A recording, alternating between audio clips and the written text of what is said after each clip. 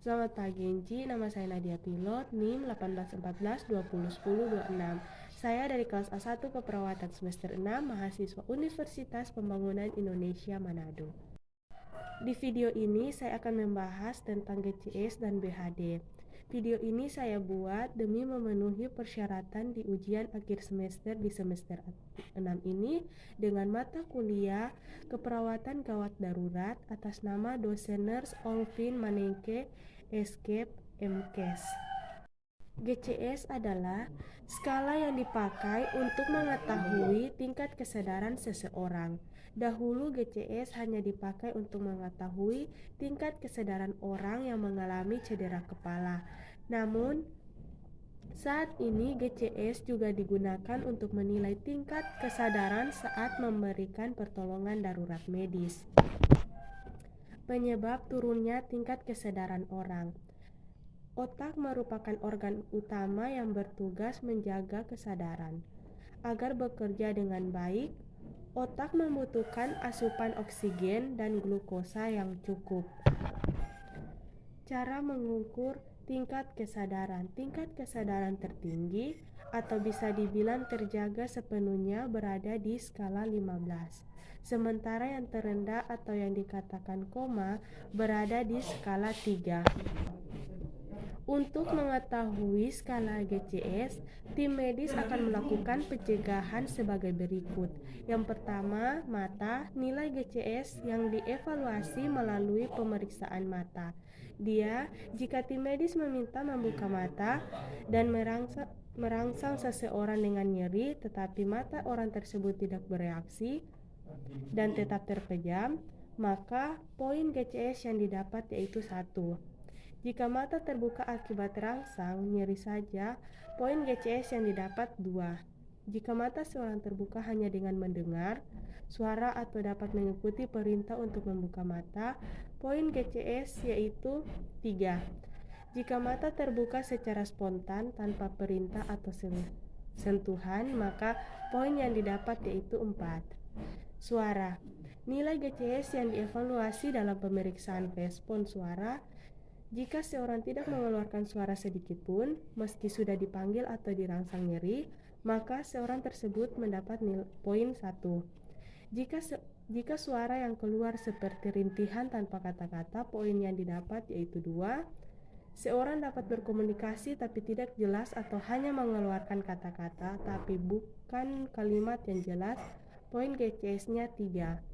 Jika seorang dapat menjawab pertanyaan dari tim medis tapi pasien seperti kebingungan atau percakapan tidak lancar, maka poin yang didapat adalah 4. Seorang dapat menjawab semua pertanyaan yang diajukan dengan benar dan sadar penuh terhadap orientasi lokasi, lawan bicara, tempat dan waktu, maka poin yang didapat yaitu 5. Gerakan. Di sini nilai GCS dievaluasi dalam pemeriksaan respon gerakan. Yang pertama, tidak ada respon gerak tubuh walaupun diperintahkan atau diberi rangsangan nyeri. Poin GCS yang didapat yaitu 1. Seorang hanya dapat mengepalkan jari tangan dan kaki atau menekuk kaki dan tangan saat diberi rangsangan nyeri. Poin yang didapat adalah 2. Seorang hanya menekuk lengan dan memutar bahu saat diberi rangsangan nyeri. Poin GCS yang didapat yaitu 3. Seorang dapat mengarahkan tubuh menjauhi sumber nyeri ketika dirangsang nyeri. Poin yang didapat 4.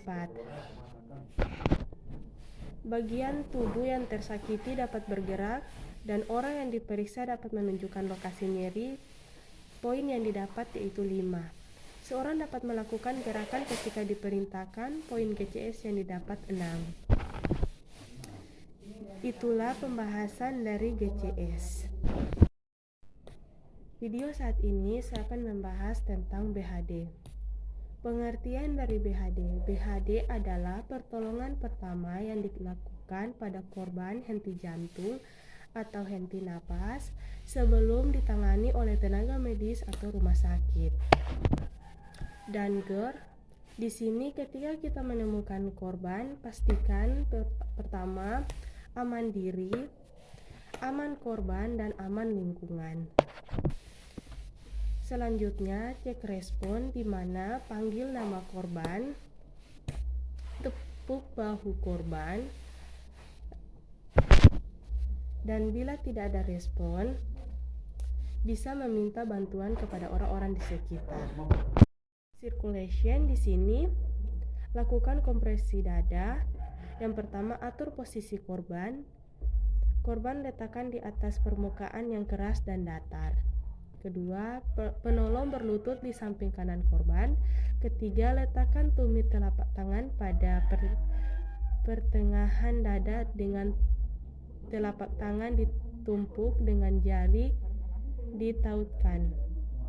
Terus, keempat, perbandingan antara kompresi dada dan bantuan nafas 30:2. Lakukan kompresi kedalaman 5-6 cm ke dalam dada. 6. Kecepatan 100 kali per menit. 7. Dilakukan selama 5 siklus. Breathing, di sini beri nafas buatan 2 kali dengan volume tidal dengan teknik mulut ke mulut, mulut dengan penghalang atau tisu kain, terus mulut dengan hidung, mulut dengan lubang yang dibuat untuk memasukkan alat bantu nafas yang dilakukan oleh tenaga medis atau berkompeten. Terakhir, masker bertekanan. Evaluasi dilakukan setiap 2 menit. Kapan pijat jantung dihentikan? Pertama, pasien sudah ada yang respon. Kedua, datang tim yang lebih ahli. Ketiga, penolong kelelahan. Keempat, terdapat tanda kematian yang jelas. Kelima, keluarga menolak untuk dilakukan tindakan resusitasi. Demikian video dari BHD saya. Jika ada salah kata, saya mohon maaf. Lebih dan kurangnya, terima kasih. Halo guys, buat uni yang suka mau kuliah di seputaran Manado, kalau suka sekali mau kuliah ambil Fakultas Keperawatan, kita sarankan aja masuk UNPI, Universitas Pembangunan Indonesia Manado.